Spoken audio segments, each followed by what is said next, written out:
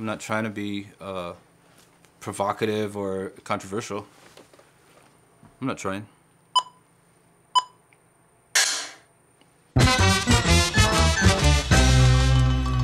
Sometimes I let it fly.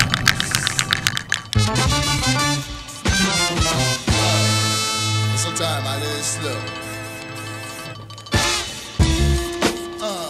To me, it was like a natural progression of things in the so-called Indian art continuum. Like, oh, well, if I lived 100 years ago, I would have made my son like a bow and arrow. But now I live in the 2012, in the whatever 21st century, I made him a skateboard. And so, to me, what's the difference? 100 years, 150 years, a skateboard, a bow and arrow, it's the same thing. It's the same thing, a father making something for his son. Oh, that's a cool board, where'd you get it? I'm like, my father actually, he started a company called Apache Skateboards, and we kind of just ride for him. Because I'm Apache and I'm Autumn, I'm Native American in a country that has a very violent history about and around and towards Native Americans. You can't extricate yourself from that history and having been a part of that, or having been also shaped by it.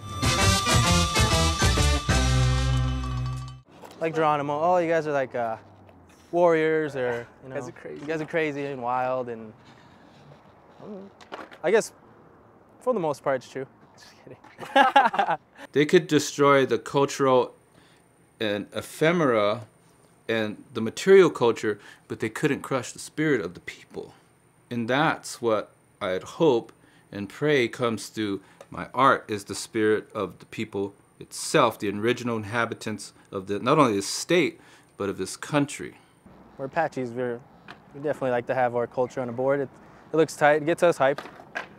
People are hyped on it. Like if I'm walking around, you know, people are getting stoked off that. Like, oh, even if they're not like, they're not Native American, they get hyped off that. Like, wow, that's a cool board. Something different, they've never seen something like that. Yeah. The temporary nature of useful art has been with us since, you know, the beginning of time, whether it was baskets or weavings that were used as blankets or to carry babies, cradle boards, pottery.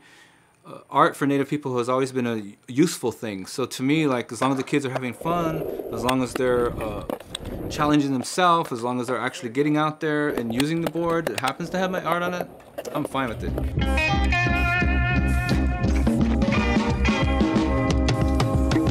The problem is, and you can cut this out if you want, because I'm a person of color, it scares people who are not of color, because all of a sudden they feel threatened when people of color stand up for themselves.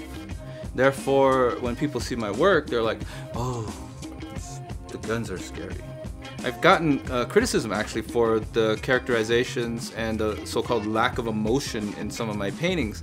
And people have said, oh, they're so angry, and I've heard people say, oh, why do you put guns in the art, and why is nobody smiling? But hey, you know, after about 500 years of American gangsterism, you know, I'm not gonna sit here and smile about that whole thing either, if you know what I mean. And I'm not gonna sit here and smile just so everybody can be comfortable. All I'm saying is, I paint what I like.